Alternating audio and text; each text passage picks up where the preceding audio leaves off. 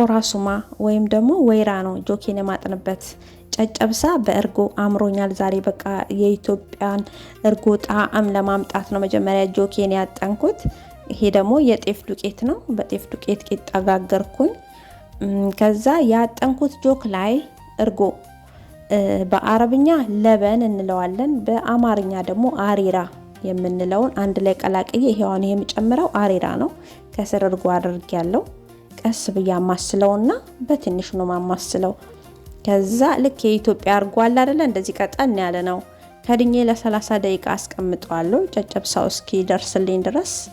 እዚህ ጋር ሚጥሚጣና የተነጠረ ቅቤ አድርጌ ቂጣውን አፈረፍረዋለሁ። እውነት ሞክሩት። የጤፍ ቂጣና እርጎ አንድ ላይ ሞክሩ፣ ያልሞከራችሁ ማለት ነው። በነገራችን ላይ እኔ ጨጨብሳና ገንፎ በፍቅር ከመወዳቸው ምግቦች መሃል አንዱ ናቸው። በሳምንት አንዴ እበላለሁ። ሞክሩት።